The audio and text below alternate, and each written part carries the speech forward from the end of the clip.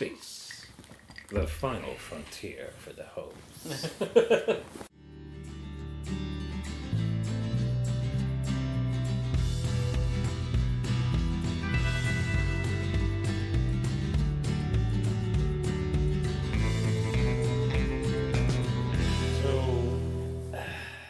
Welcome to Distracted Media. My name is Kyle. And I'm Zach. And this is a video game related episode about how greedy game developers can be. I guess greedy game developers be the title.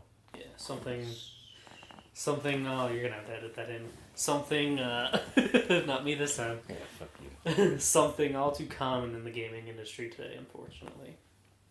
One of the main things I want to talk about in terms of how greedy game developers can be. Let's start with MMOs.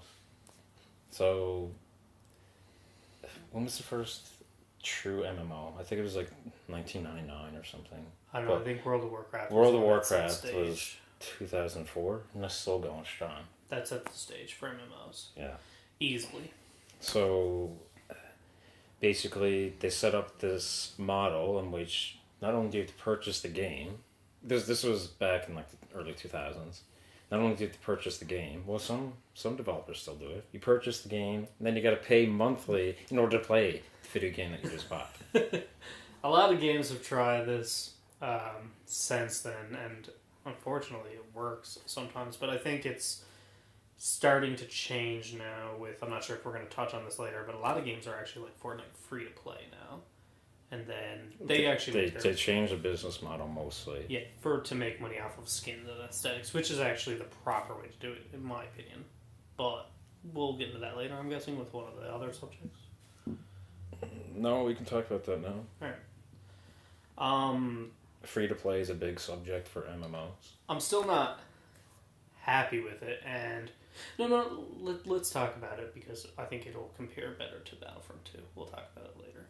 I think Fortnite, that kind of concept of gaming, will be a better example of what not to do and then how to actually do it. Okay. Guild Wars 2 was another big one. I've seen that in your notes. I don't recall Guild War 2. Guild Wars 2 came out when I was in high school with Billy and them. I definitely didn't play it, but not for me. I would say set the stage for more modern MMOs, because World of Warcraft got those stupid ass cartoony graphics.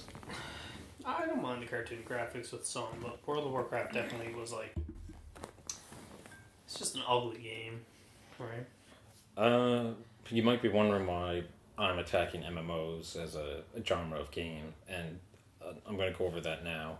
I just think it's very poorly developed gameplay.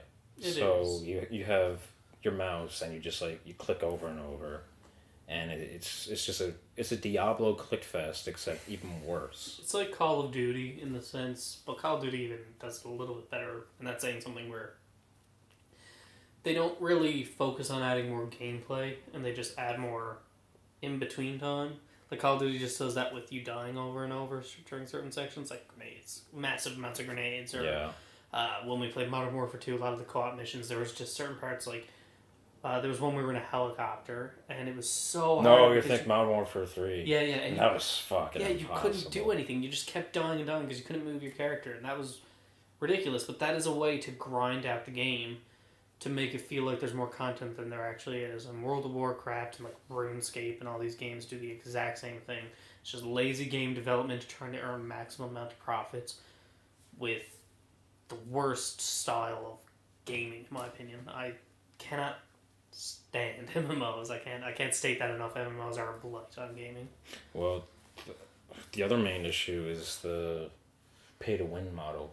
Yeah. Because even when you have a lot of those free-to-play games, in order to actually, especially in those PUBG, I don't want to actually say PlayerUnknown Battlegrounds, because I've never actually played it. But that style of arena-based gameplay where you're fighting others, like Team Fortress 2, and in order to actually get any good at the game, you have to pay in order for to have like weapons and crates or whatever. MMOs do it all the time, and a lot of modern day FPSs have taken, and just shooters in general, because shooters are more mainstream, have taken a lot of MMO styled money schemes. I guess we rose from MMORPG, where it was just like World of Warcraft and like that fantasy market. And then the shooter developers are like, how can we fucking benefit from this? How can we rob everybody's money? Let's make MMO FPSs. Yeah. And thankfully, we're going to get into this later, but thankfully, last year was the very first time, and I was so happy that fans looked at developers and said, stop. And it happened on a mass scale. Yeah. And I couldn't have been prouder of the community. There was a company that lost $3.1 billion. Deservedly so. Unfortunately, that's just another quarter in their fucking wallet, what they make from FIFA. Yeah, they're already up stock now. Yeah. But yeah, I'm not saying that all MMOs are terrible quality. It's just the general idea of how to develop one and how people are stupidly will eat up this content by purchasing like these cosmetic items for very expensive prices. It's not cheap to get like the hat or whatever. Yeah. But it's just a very poor business model that people are supporting. Yeah. So I just and when you pay into these models, you're basically just telling the developer it's working. Yeah, I'm willing to pay into this. I like this. When you're really getting mad at the screen, and everybody does it, they all get mad and like, that person bought the new thing and they beat me, that's so gay. And you go and buy it because you're an idiot instead of just turning off the game and finding something better. The second part of MMOs I wanted to go into is the microtransaction part. Now we've already touched on it a bit, but last year we had a game that decided to introduce microtransactions after you purchase it, and it's not a... Oh, hi. Battlefront 2! Oh, sorry, I had something in my chest there. I'm not gonna slide around it. DICE and EA are the greediest developers and publishers that I've ever come across. I agree.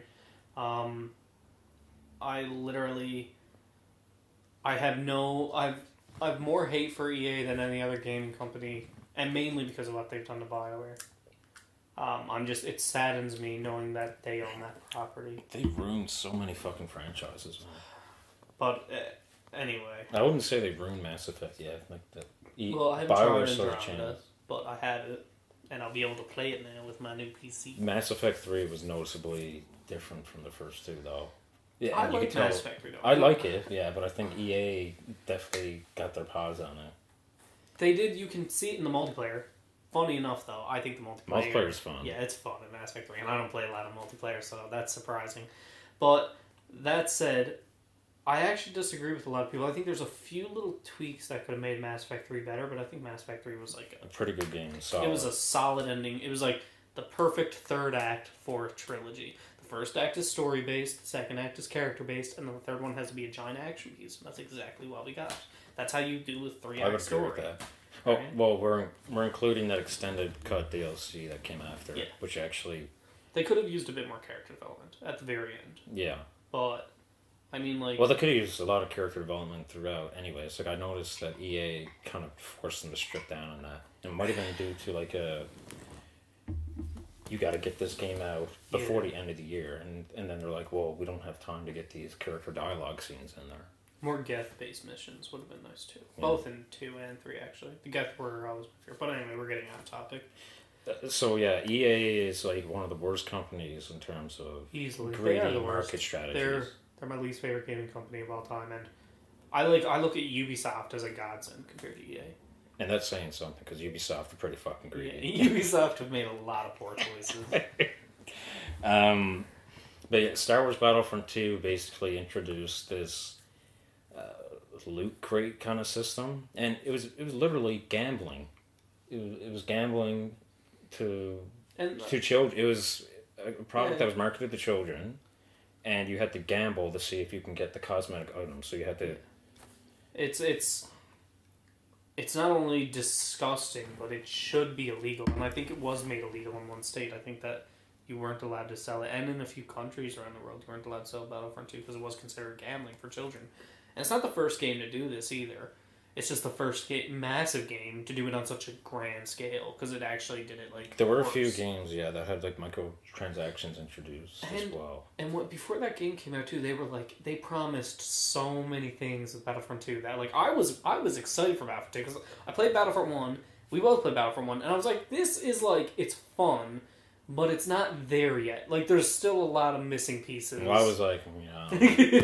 But no, I like. It's not the real the Battlefront. Action. It's not the same as Battlefront was back then. You could argue that Battlefront doesn't hold up. It was missing all the maps. Like, you could tell EA and DICE were just like, we need to get this game out as quick as possible. How many maps came out in Battlefront 1? The original? I don't want to give a round number. I think it was like 12. And then how many in Battlefront 2? The original? Oh, wait, no. There was like 16 in the first one. And then there was a shit ton. There was like 32 in the second one. And then in Battlefront 1, EA's release, how many maps was there? There was like 6 or 7? There were 7, I think. My God. That is sad. Yes, there are like different modes that you can do on those maps. But Battlefront 1 and 2, the originals, also had lots of different modes if you wanted to try them. And I know you didn't really keep as close of a look on Battlefront 2 as I did with the news reports and stuff, but like one of the characters that they locked on release was Darth Vader and Luke, was it? Yeah, that is great. Like, and these people paid like $80, and then they paid like an extra $30 or something for early release. So they paid like over $100 or something for like just to have the game early or whatever, like a few days early, and just have it. And then they turned it on. And they were like, so if you want Vader or Luke, you're gonna have to spend money on loot crates, and you might get them. Like, that is the dirtiest business I've ever heard of in the gaming industry. It is. What happened to the good old days when games were just games? You know, you bought a game, you knew exactly what you were getting. You were getting when you had that copy of the game in your hands. You did not have to worry about DRM protection, microtransactions. Paying an online fee monthly, like what the fuck? Like, and the sad thing too is, I don't know, a lot of people don't want to hear this, but it's not even the business guy's fault. It's your fault. Because you keep paying for it. You have to stop purchasing. All you have to do is not put your money on it. Like, when I bought Battlefront 1, I waited for like a year, and I waited for it to go on sale, so I got it for like $7, and I got like... I got it for $7 with all the DLC. Yeah, so like, that's what I felt like that game was worth. And I still felt guilty after. I was like, God damn it, EA doesn't deserve my money. Right? Like, just don't give them the money that... Like, show them that their business plan is not working. Yeah. Right? Make them course correct. This is a capitalistic society for a reason. Pay for what you want, and they will adjust how they make their things. That's how it works. The response to Battlefront 2, like, people went fucking nuts. Like, no, this is the last straw. And EA was like, alright, we have to... The game was literally launching like less than a week after, and like, fuck, what'd we do? Like, I really hope some Disney exec went in there and smacked the shit out of some DICE exec. I really don't think they're going to get a Battlefront 3 now. DICE is done with the EA. Yeah. DICE is done with the Star Wars franchise. I'm like 99% sure on that. It's unlikely that Disney will ever give them a chance. They've already tainted the brand too far. Yeah. Maybe they'll give it to... Nah, I doubt they'd give it to one of the guys who worked on the Call of Duty franchise. They might Infinity War? They might give it, yeah. Or the Treyarch. Yeah. I'd say they might give it to the guys who worked on Destiny, though, and Halo. Because they already have experience in sci-fi. And Destiny is a better layout than... I just don't like Bungie games. No offense, I really don't like Halo. I like them. I don't hate Halo, I just don't like it. It's a lot better than the newer Battlefronts. Can't argue that. Yeah, that's not really saying much in its favor, though. But yeah, there wasn't one MMO, though, back on MMOs. There was one MMO, was it Defiance on the 360? I actually didn't mind that MMO. Like, I never went crazy about it, but it was good. Like, it was a free-to-play. I played through the entire game for free. And it actually had some pretty cool moments. I think it was because... You were fighting... I don't know if most MMOs do this. It had decent shooting mechanics, and that felt like the new evolution of the MMO. So, it seems like MMOs are going in the right direction, but they're not quite there yet. So what we would ask of you guys is to stop spending your money on the shit. on the shitty MMOs and the microtransactions and stuff, and actually like focus on good MMO development. If you like that kind of game, support it in the right way. And stop believing them. Every time you get so mad after they release their thing, and then like a week later when you finally got whatever the new thing is and it's not what they said it was going to be, you get all pissy, and then they're like, but wait, we're going to fix it with the next thing, and you're like, ooh, I can't wait to get the... It's your fault. Yeah, don't buy their lies. People, man. I'm sorry, but you all are stupid. Like, just stop doing it. I don't know. Dislike. Zach, you're not allowed on the show anymore. No, but if you are a fan of MMOs, I really think you, as a buyer, as a consumer, you have a lot of power. You just need to decide what you're willing to purchase. And if you actually want the MMO industry to improve, I think you should start thinking about what you purchase in that territory, what kind of games you're willing to purchase. That's pretty much all I had to say about MMOs anyway.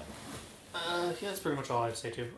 I guess we move on to the second topic, which was like early access games and how it's not that early access is actually a decent model for development. But in theory, capitalism is also a decent model in theory. Yeah. So we have these games that offer a lot of promises. This is like the Peter Molyneux syndrome, where like the guy designed the Fable series. Yeah. And he's like, the trees are gonna grow. They're gonna grow with you, and you're gonna affect the world. So with these early access releases, you're getting the same idea. You're getting false promises that you don't know if they're going to come true or not. Yeah. They do, though, sometimes. Sometimes they pan out. A lot of people do, like, Kerbal Space Program. Yeah, like, I have Kerbal Space Program. That panned out. And not only did they just deliver and everything, they increased more than what they said they were going to give you, and they keep giving you stuff. Yeah. Some developers are actually, like... It's usually the more indie developers that are trying to get their company off the ground. It's when the businessmen get their fucking fingers in there. That's when it goes to hell. So, like, when you have... I don't know, what's a really big indie game that got... just wrecked. I don't play a lot of those stupid indie games. What's that one you played and everybody goes crazy on you because of your review? Hotline Miami? Hotline Miami. Well, I don't know if that's... I don't think that was an early access release. But it was a similar kind of concept. It was a very poor indie developer. Poor excuse for a game. And in my opinion, he didn't deliver on his promises. Yeah. And... a lot of people chewed me out for it. People don't like to hear the truth. On some early access titles, though, Peter Molyneux himself, the guy who did Fable and like the Black and White series, has he made early access titles? He did an early access title called Goddess or Godess, however you want to pronounce it. I've never heard of it. It's pretty much like a spiritual sequel to Black and White, if I understand it correctly, but.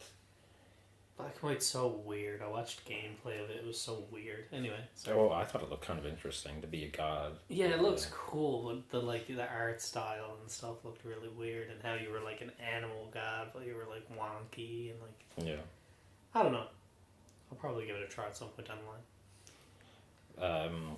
But this particular title didn't get released at all because like they didn't reach the funding.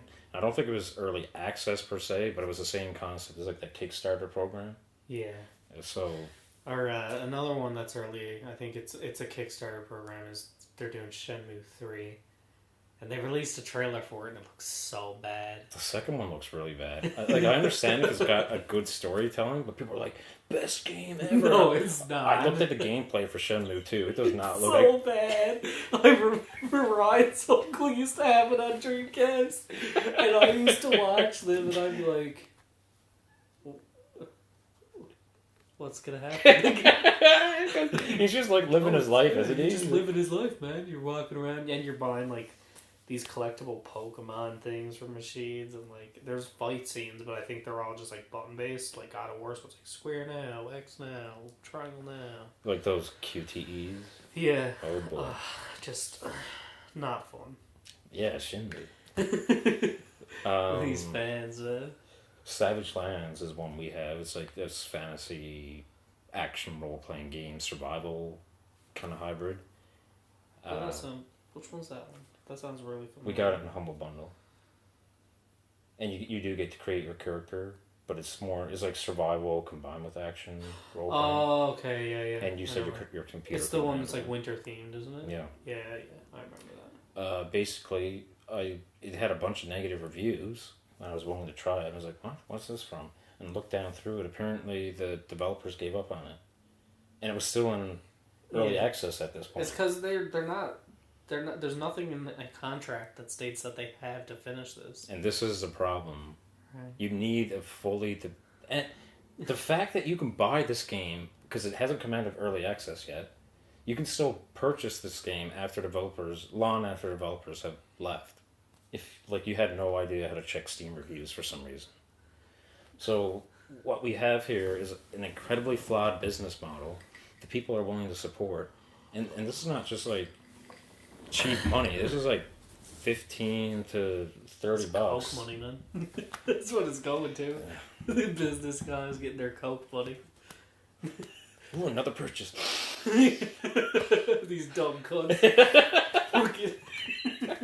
But like, what was the fuck? God damn it! I had something I want to say. You're just gonna have to cut this out for a second. Okay, well, I'll just continue on my point. There was a third one called The Stomping Land. That also sounds familiar. This was like a dinosaur-based one, but I think it was another Kickstarter campaign. Kickstarter, early access, two were the same.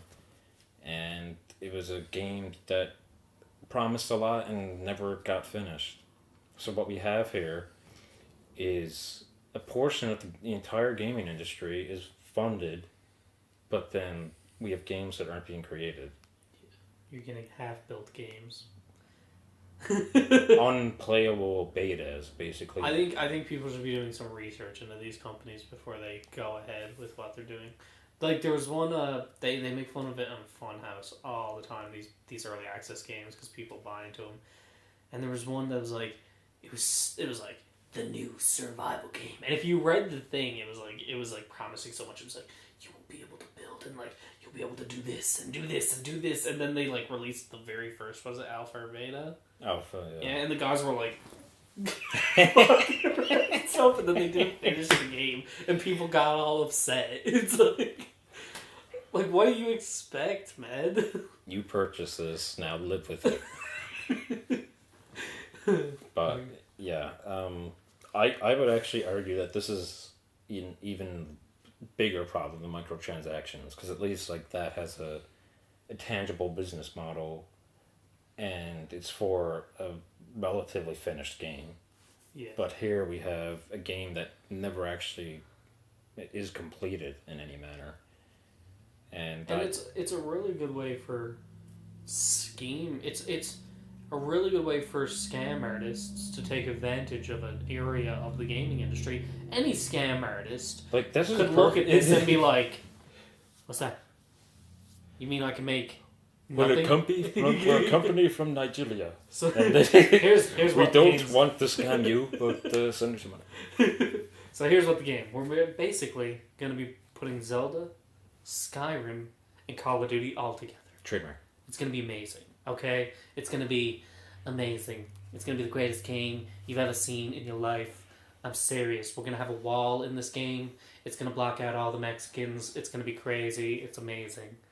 Like, the shit people buy into, man.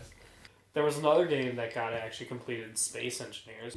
And this is kind of a very odd, maybe you'll have something to say about this, but it's a very odd... Wait, it did get completed? Mm-hmm. It's a very odd scenario, because it's a game that not only got completed, but actually got too much in it, I find.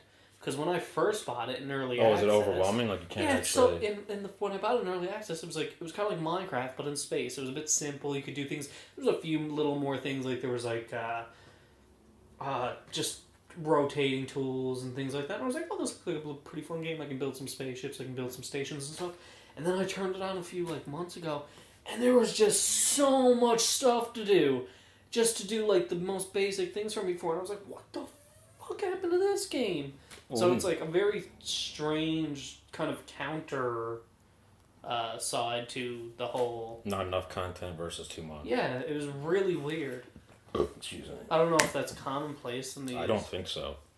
I don't think so either. Early access is just strange. One of the problems I think early access has is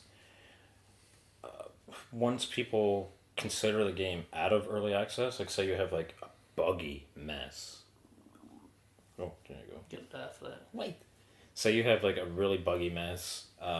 The game is not unplayable, but you say it's out of early access to pretend that it's playable enough, and people are purchasing your title expecting future updates, which you never deliver on. No. And the Assassin's Creed games are prime examples of that. Well, that's kind of what leads into our third topic, which is actual unfinished games in terms of bugs. So, yes, there is a difference between early access, where a game actually doesn't get completed, versus a game that is completed but is not. It's released prematurely. Yeah. Yeah, it's released completed. Okay, Assassin's Creed Unity was a big one. Yeah. It was released to the masses saying this game's done, and it was just a hilariously buggy mess. I wouldn't say I'd rather this than the other one though. I'd rather this option. I'd rather a buggy game. Access? Yeah, I'd rather a buggy game. But you don't know what you're getting then. Yeah. As a completed product. But at least you got something. It is a complete game, yeah. Right. You have something tangible for your money. Yeah, they can't blame 1/3 of the games, the ending of the game not being there because of a bug. It's no, that's bugs. Right, they gotta have something there. Yeah, this trend really bugs the shit out of me though. It's catch that pun? This trend really. I'm gonna have to kill you for that. I think it started. What was it? Xbox 360, PS3 era.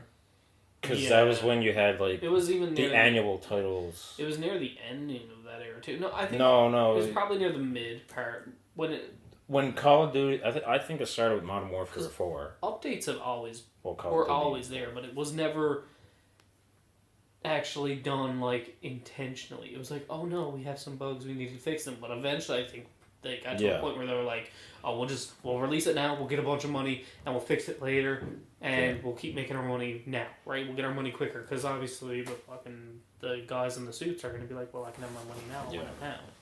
So this is the problem with sequential games that come out annually. If you're willing to purchase a game, the next version of Assassin's Creed, the next Call of Duty, the next Battlefield, you're not going to get a finished product because they're we need to develop as quickly as possible. It's also an unfortunate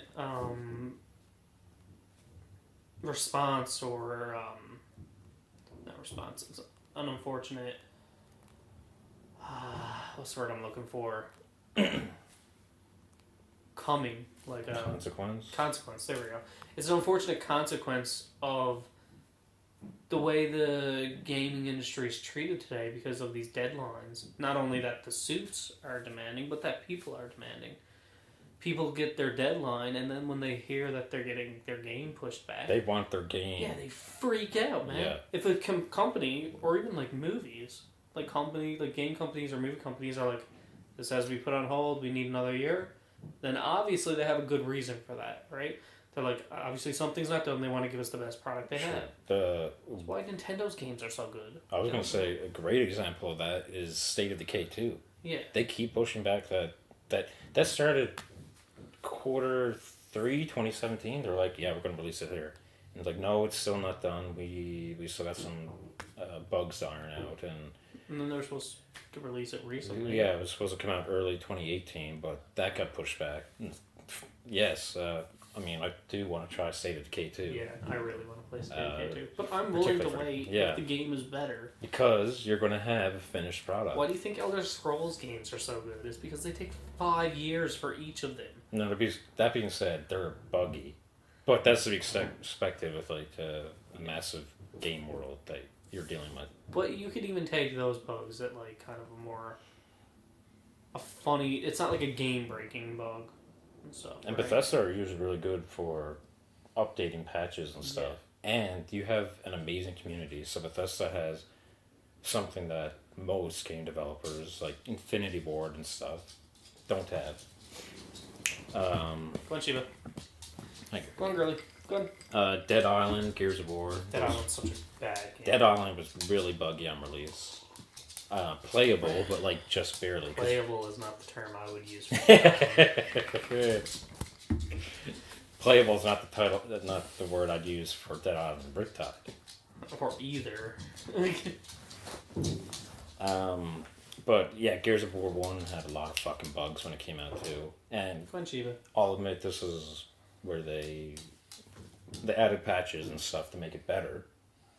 But we come to a point in the industry where we can just stick a band-aid over that later, and everything is... This is not how the gaming industry should function. No, it's just because I think it has a lot to do with the competition, and I think it's a lot to do with these MMO faults. You have these games that are raking in all these money off microtransactions and like skins and things like that, and all these little things. And you have these gaming companies like Bethesda and stuff that have to compete with that. Now, thankfully, they have They've done a couple questionable trends like charging for mods and their season passes, like depending on how much content you're getting. I think Rockstar's probably got the formula down right now. For the balance between... How much money do they make off of GTA Online, man? They make more money, I think, than Fortnite, and they make more money than the Call of Duties and any of those games, man. That's fucked. They make... I think they're the highest grossing video game in the world, and all they do is they just... They sell virtual dollars. Yeah, basically. So you can have tanks and planes and shit, but that shit doesn't even really matter in GTA Online, because you can just be I'm only going to play with my buddies. It's the same concept, though. You have to grind if you want those items for free. Yeah. So you have to sacrifice time or money. Yeah. But yeah, we kind of went off topic. With the sequential games and stuff.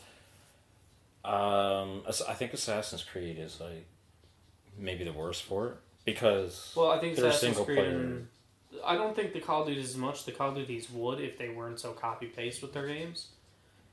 I don't notice as many bugs in Call of Duty. Well, that's because they literally just take the same engine, same thing. They just adjust the skins slightly and tweak a few little things. Whereas the Assassin's Creed games actually try to add new things with each game. Yeah. I'll give Ubisoft that. They actually try to be a little bit unoriginal or original in terms of they update the gameplay a little bit. They still haven't nailed the combat system, unfortunately. I don't mind the combat system so much. A lot of people don't like certain ones, but... I would prefer if it wasn't one button. I think a light and heavy attack. Possibly. I don't know how the new one's doing, but the fact that it's set in Egypt... A lot of people are liking it, from what I know. That just sounds interesting to me. Same with Syndicate. Syndicate sounds really interesting. But this is what they did with Origin. Is that what it's called? Assassin's Creed Origins? Which one? The newest one. I think it is Origins. Yeah.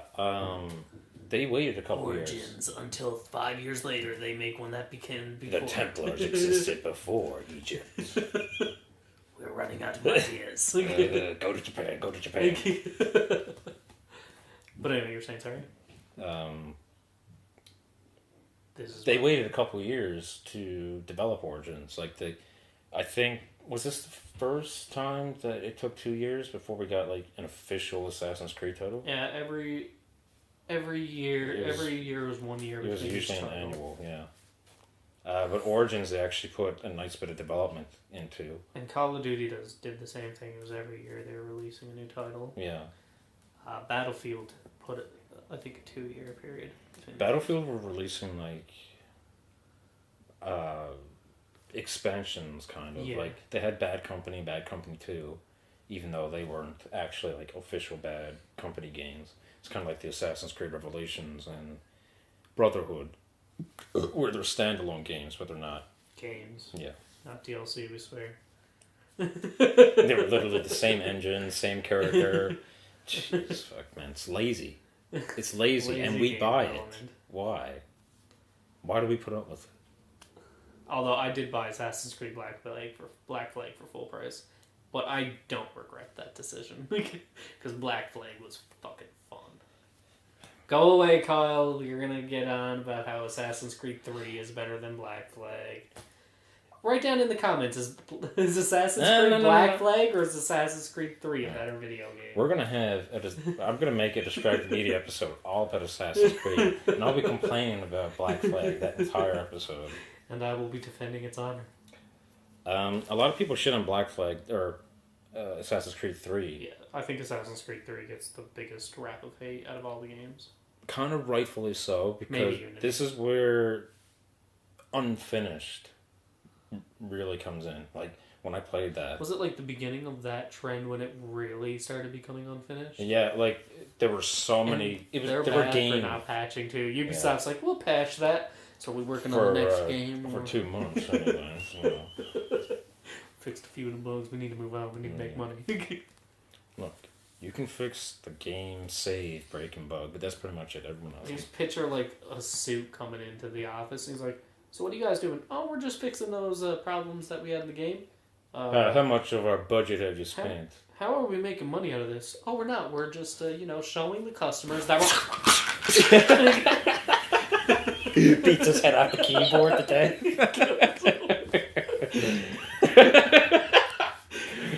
Anybody else want to not make me money? We're working on the next one right now." Okay, Assassin's Creed 4.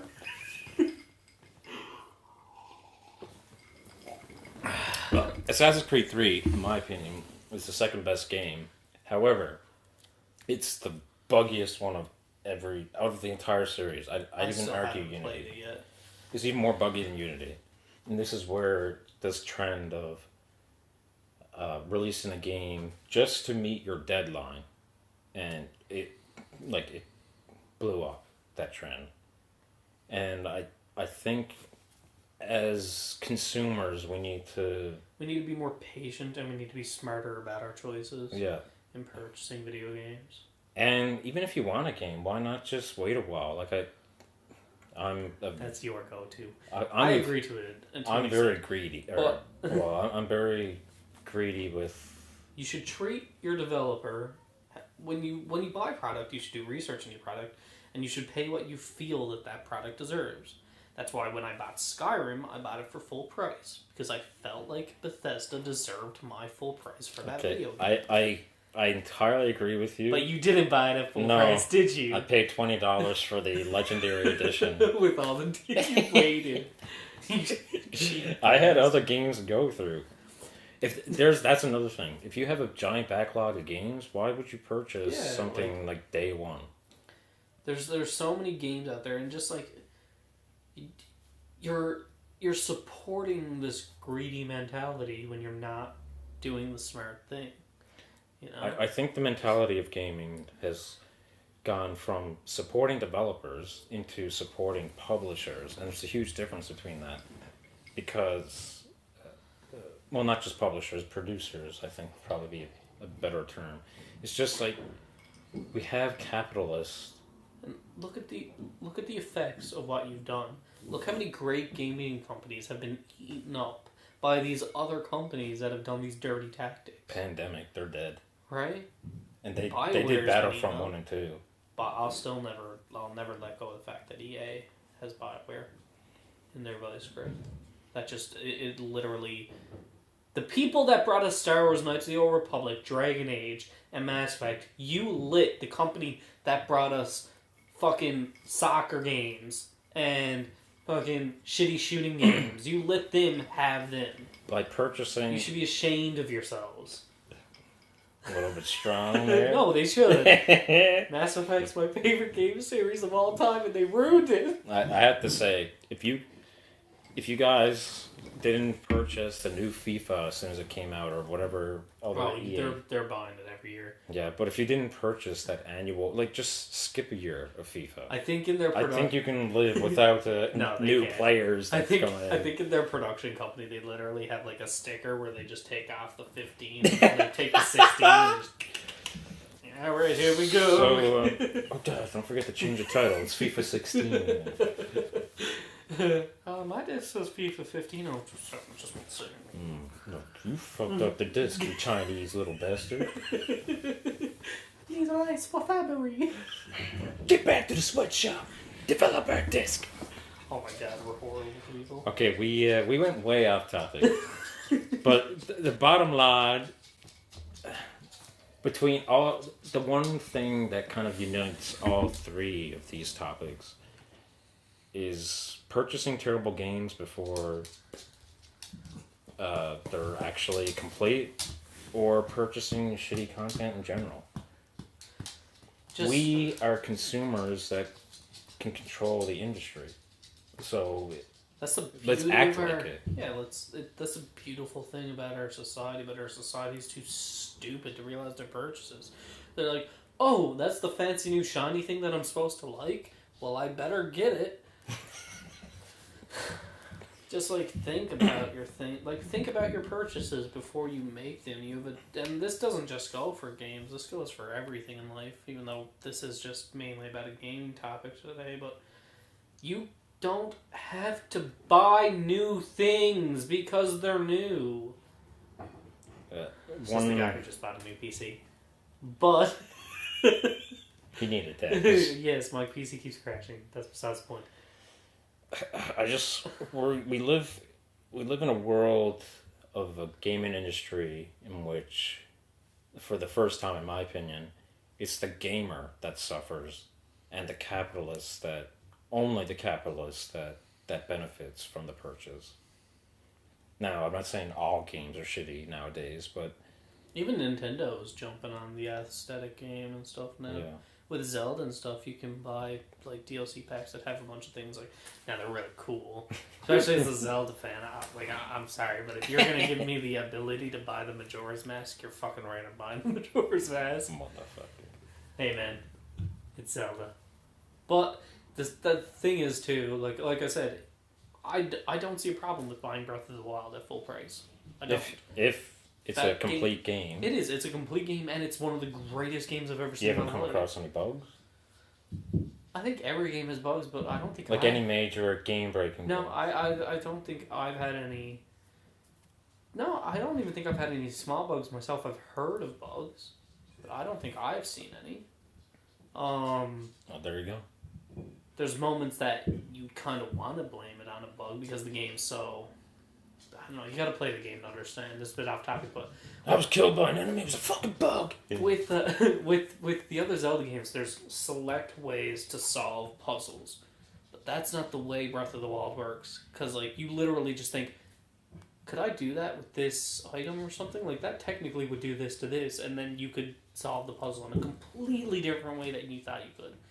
Like, you can lift stuff and stuff. Like, me and my girlfriend's little brother, Morgan, we're trying to solve a puzzle for getting a kind of like this ball kind of thing into a slot, and we found this like little crevice in a rock that looked kind of like ramp, and we went there and then we put a bomb underneath it and it shot it up onto the platform, which we were able to put it into the rock. Oh. That's not the way you were supposed to do it. Like that's not, but that is one of the ways you can do it, right? And it wasn't like made for that. It's just like if you think, it's almost like real world in Breath of the Wild, where it's just like. Actually look at your environment and stuff, like look at your items, your environment, how can I solve these puzzles and stuff, right? Breath of the Wild's brilliant. So what it comes down to is, yes, you should purchase games at full price to developers that deserve it, to complete games. Agreed. Not to early access titles, not to MMORPGs, not to free-to-play games that have microtransactions in them. For cosmetic items. And if people want to put their money into cosmetics, I have no problem with people doing that. I mean, like, I get to play Fortnite for free and play it with a bunch of people, and I actually enjoy that, but I don't buy any of that stuff. But the reason that game's alive is because other people do buy that sort of stuff. Yeah. One thing I wanted to mention actually though about that is I guarantee you they had more plans for the PvP stuff for Fortnite originally, but I guarantee you with Battle Royale being so successful, they're barely putting anybody into the work of the PvP anymore. I'd say that's going to be released at bare bones now when it's released for free. The PvE is going to be fun, PvE. I think. That's what I meant, PvE. We're doing, they're introducing some co-op Fortnite that... Yeah. Well, they already have it, but it's in beta right now. I guarantee you that's going to be. So once it's actually released, it's going to be free. I bet you they had way more ideas for what they were going to do with that, and now they're just like, no, all the money's going into most, like, you can have, like, 1% into that now, and the rest is going into the fucking Battlegrounds arena shit. But that's what's popular right now. Yeah. People. But yeah, intelligent. We live in an industry that is entirely dominated by consumer purchases. So if you change what you purchase in terms of gaming, then you can kind of see shifts in the industry for yourself. And buy digital. It's better for the environment. You know I'm done. I like some digital in terms of computer gaming, but yes, I do like my physical media as well. Greed.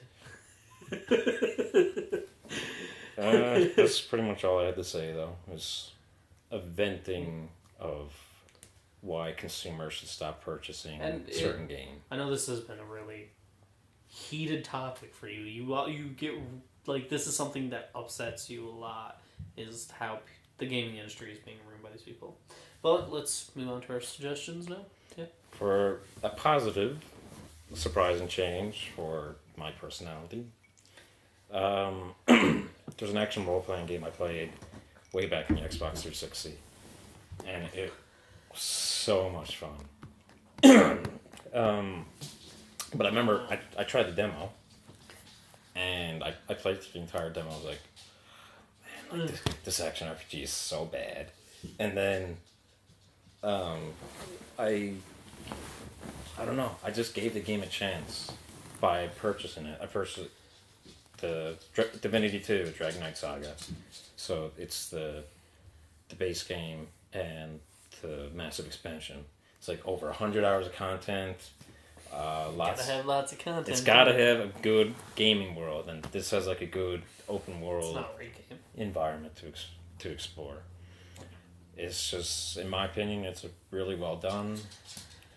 I think you hyped it up a little, but maybe. Well, you haven't even really gotten into it yet. It's got some interesting. Can't be worse than Two Worlds. You want to die? But like fantastic music, some intriguing ideas in terms of like mind reading, and it did have amazing music. I will say that. I turned it on, and that was just the immediate thing I noticed. I was like, the music in this is like just as good as Dragon Age. Kirill, and that's saying something. Profsky, I think his name is. He's definitely some Russian guy. Yeah, there's certain games that have music that are characters. It's like John Williams, right? John Williams creates a character of his own with his music. Yeah. And certain games have been able to reach that height. This is one of them. And I've only played the very beginning, so I can only imagine what's to come later on. Oh my god. It just gets better and better. I wouldn't say like it's the best towards the end, but I had a lot of fun with my time with it. But yeah, Divinity 2 in any form. There's the developer's cut, which is on Steam, and it's like $2 when it's on the sale. That is a purchase. Good. That's a really good purchase.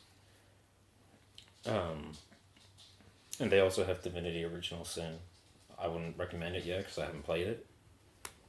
But I do highly recommend. Is that like a newer one? It was a top-down strategic. So it's not the same RPG. Is it the same developers? Or? I think it's the same developers, Larian Studios. That's weird. Why would they change their format if they already had? Divinity 2 is the only one that's different. Oh. The rest of them are top-downs. Strange. But I think it's the best role-playing game in the entire series, and it was one of the best role-playing games of that generation. So, yeah. Check it out if you haven't. I played it a little bit. I do plan on going further. It's not a bad RPG. And I know you played it a lot more than me, so obviously you have more credibility behind the statement. And like you said, you weren't that impressed with the demo, so maybe there's more to come that I just haven't seen yet. The gameplay, it's not the most fun in terms of combat, but it doesn't feel clunky because you can assign what buttons you want for combat, which I've always liked about those kind of games. Or you just use a mouse and keyboard like a normal Oh, fuck off, stupid ass. You know, like us normal people. I was talking about Xbox 360, thank you. Oh, you mean not PC Master Race? Completely useless console? Pick up Divinity 2, if you're an action role-playing game fan. So, lots of magic abilities and stuff like that. It's fun. Anything else? Alright, my suggestion this week is Brothers in Arms Hell's Highway.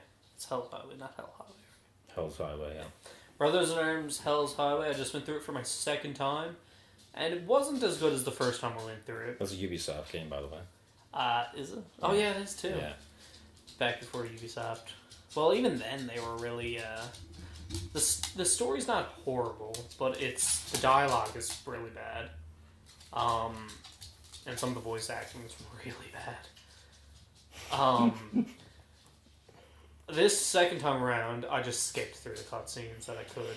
I remember from the first time it wasn't horrible, but that's not what's good about the game. What's good about the game is the tactical elements of the game, the squad ordering, and the action itself is really fun too. And it mixes between first person and third person shooting like the Rainbow Six games. I do like that. Yeah, when you launch on the cover, yeah, your character can like face a wall, right? Personally, I like third person shooters more, and I probably would have liked the game more if it was all in third person. But I like the third person shooter mix. Why doesn't anyone develop a third person World War II game? That boggles me. Has there been one? I don't know. I think they're all FPSs. I think you're right. Yeah, you'd think they would. Maybe third persons are, I think, going to be back on the rise soon enough. And they really took off with the 360, the end of the 360 age and the beginning of the new age consoles. Well, modern age, not really new anymore. Yeah. New for us. Still playing the old consoles and stuff. I'm like, I need to buy a PS3. Everyone's like, PS4. PS4 was like 3 years ago. But no, Brothers in Arms, just the way you order your squads, and the AI is actually pretty good. The suppression in the game is some of the best suppression. It's one thing I hate about shooters, man. You're shooting into a group of people and they're all like, attack! Bunch of idiots. Wait, but are you talking about like they don't even get in the cover? Yeah, like they just up? run at you and start shooting and stuff, right? Like they're a bunch of idiots. Like you just laugh sometimes because you just mow them all down. Yeah, it's not actual suppression fire if they die. But there's a really cool suppression system in Brothers in Arms where like if you shoot at someone or near someone, they run to cover immediately. And like depending on how much suppression you're putting on them dictates how they start acting behind the cover too. Yeah. Right? It's really well done suppression system, and I'm really surprised no games have borrowed that in the future. Like, no games have tried to borrow that because it's the best thing about the game, in my opinion. Well, the funny thing is, Ubisoft already had the system. I think they're only the publisher for that game because Gearbox did it. But still, Ubisoft would have that system, so why haven't they put it into their games like Assassin's Creed? Because they're dumb. I don't know. They had the advanced intelligence, the advanced artificial intelligence. Stop using the old shitty. Well, don't break it if it works kind of thing. If it's not broken, but it is broken. It's fucking broken AI. But yeah, But I did play through it and I did enjoy myself. So it is broken AI though. Like that's what you're saying, right? Not for that game. No, for the other ones. For the industry in general, which kind of goes along with our other point of Yeah. Incomplete game. Yeah, AI is another big problem, and it just rots me. Even it's funny sometimes, but oh my god, AI is just so blatantly AI at times. You're just like, that is not a human player. Yeah, that is not a person. No. That is the most obvious computer ever. But yeah, Brothers in Arms is a good. It's a good game, and I definitely recommend it if you've never gone through it. Hell's Highway though, I wouldn't go back to the ones before that because they're a little bit too old. I don't think they hold up as well. I'm sure a retro gamer though. Yeah, if you like retro FPSs and stuff, they make me motion sickness. So not for me. Another thing that's great about Brothers in Arms before we end this, the tone of the game. The way it sets, like, the way the settings are for each level, like, it's not boring. It never gets boring. Like, the first level... All the levels feel very different. Yeah, they're very different. And there's even, like, there's one where you're in a hospital and your PTSD starts kicking in, like wheelchairs and stuff are moving around and stuff. It's so creepy. It was actually, like, it was a little bit scary. And for a fucking Brothers in Arms FPS game, that's saying something. You just remind me of my next choice. But that'll be for another week, my friend. Dun dun dun. He leaves you in in whatever fucking word it is. I was brain for Limbo. Suspense. Suspense. There you go. He leaves you in suspense. Yeah. You got anything else to add? No, that's pretty much it. Just once again, be smart about your purchases. I think that's what it comes down to. And Brothers in Arms, Hell's Highway, and Divinity 2 are both very cheap games. Yeah. And they're definitely published by developers that, I wouldn't say need your money, but, just throw them a couple of dollars instead of spending $60. No, it's like $70 or $80 on brand new. Yeah. So, be wise with your purchases. Yeah. Anyway, I'm Kyle, and I'm Zach. This is Distracted Media. So, thanks for watching. And what kind of opinions, I guess, do you have on all the topics we talked about today? And if MMOs, microtransactions especially. Maybe you agreed with us, maybe you disagreed. If you disagreed, I'm sorry, but you're wrong. I mean, like, you can try to argue me, but I will argue back. We can have a solid discussion. Yeah, discussion. You're gonna lose. But, no, if you have any comments or anything, just write them below. Any disagreements, whatever. We'll talk about them. Reread all of them and answer back, pretty much because we have none. We get like 2 or 3. We're like, oh, someone cares. I only watched 2 minutes of this and I couldn't watch anymore because my eyes were bleeding. It was unbearable. Anyway, Take care, guys. Thanks for watching. Hit that like.